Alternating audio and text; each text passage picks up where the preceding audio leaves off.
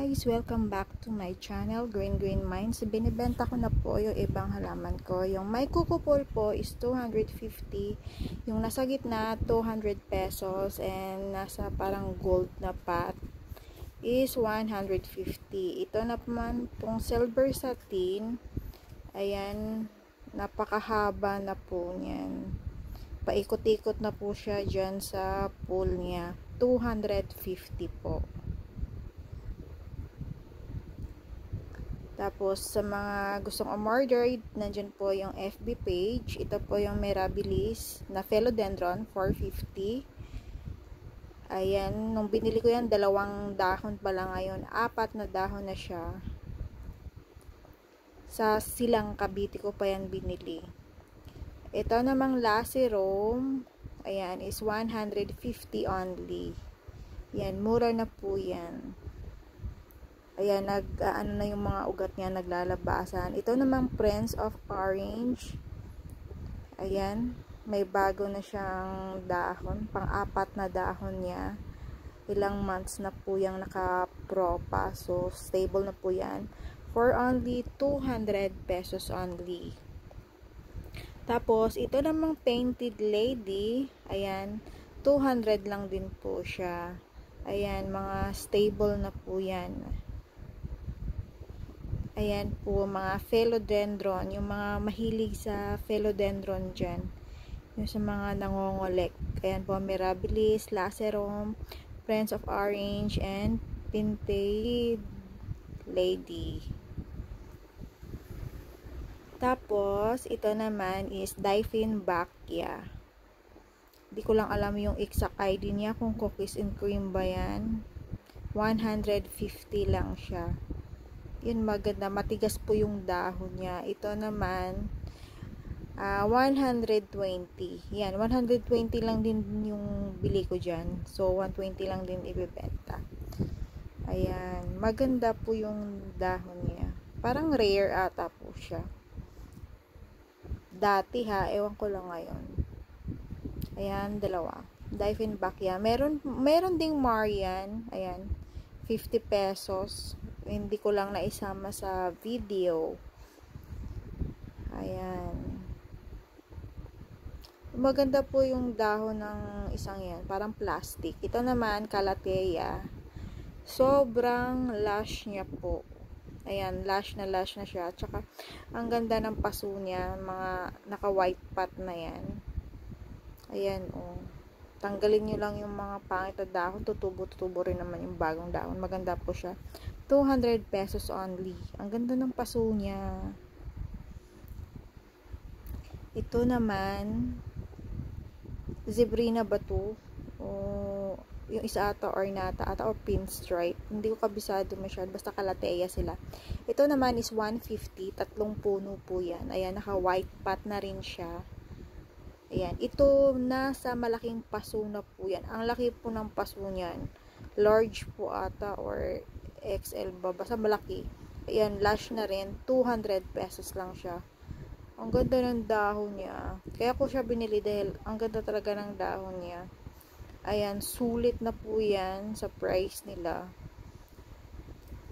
Ayan, yung mga taga rito lang sa, yung malapit lang sa Quezon City para siya, Lalamove or Grab. Ayan. Calathea. Ito naman, ayan, nakapaso na siya. 50 pesos lang. Yung paso niyan, 35 pesos. Ayan, o di, 15 na lang yung halaman dyan. Tsaka, with lupa. Ito, 50 pesos din siya. Ayan. Same lang dun sa una. Ayan, naka-black pot po siya. 50 pesos only. Ang ganda din niya. Maganda yan, pag pinalago pa talaga.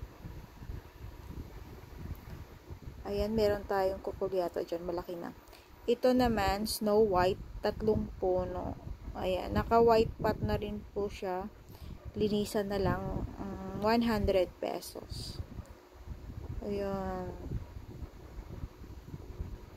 Maganda po siya. Pag pinadami niyo yung Snow White, maganda pa rin siya. Aglom na po yan. Ito namang isa, variegated serpent something. Hindi ko talaga alam yung exact ID niya rin. 50 pesos lang po siya. Ayan, naka-black pot siya na soft. Hindi siya matigas. Pero hindi rin naman siya yung seedling bag. Presentable naman siya. Ayan. Yung kinukuha natin is yung Birkins Philodendron. Ayan, naka-white pot na rin siya. 200 pesos only. Ayan, 200 lang yan. Dati, yung bili ko dyan is 450. Ngayon, nagmura na. Ito yung kukulyata. Ang laki na ng puno niya. O ayan. Pwede na sa 150. Yan. Yung ginseng something na plant. Di makita dahil naharangan itong isa. Ito naman is tea plant. Ang ganda po ng dahon niya. Binili ko po siya sa farmers ng 150. 150 ko na lang din siya ibebenta. Kasi tinamad na akong mag-repat. At saka ang dami na nilang halaman na alagaan ko. So, magbabawas po ako ng plants. Hindi ko na sila maasikaso sobra. Meron pa sa likuran. Ayan.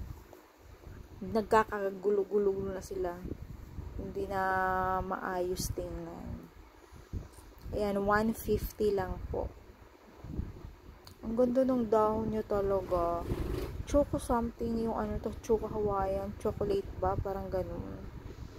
Ito naman is San Francisco o Croton. Ayan. Maganda na yan. Nakapaso 50 pesos lang yan. Dalawang pot yan sila available. Ayan. Parehong tag 50 pesos. San Francisco. Crotons. Croton. Ayan. Ito namang isa is philodendron din siya na squammy. Squamiferum something. 100 pesos lang siya. Ayan, nakapat na rin po siya. Ang ganda niya. Maganda yan.